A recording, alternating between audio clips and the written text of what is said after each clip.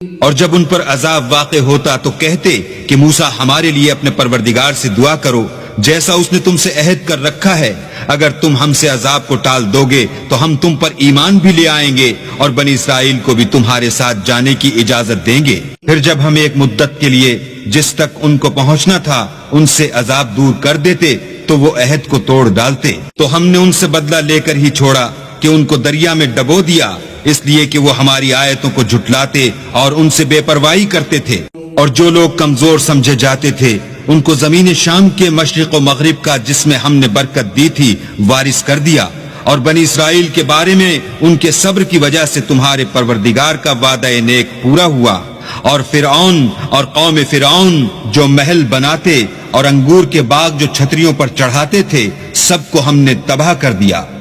اور ہم نے بنی اسرائیل کو دریا کے پار اتارا تو وہ ایسے لوگوں کے پاس جا پہنچے جو اپنے بتوں کی عبادت کے لیے بیٹھے رہتے تھے۔ بنی اسرائیل کہنے لگے کہ موسیٰ جیسے ان لوگوں کے معبود ہیں ہمارے لیے بھی ایک معبود بنا دو۔ موسیٰ نے کہا کہ تم بڑے ہی جاہل لوگ ہو، یہ لوگ جس شغل میں پھنسے ہوئے ہیں وہ برباد ہونے والا ہے،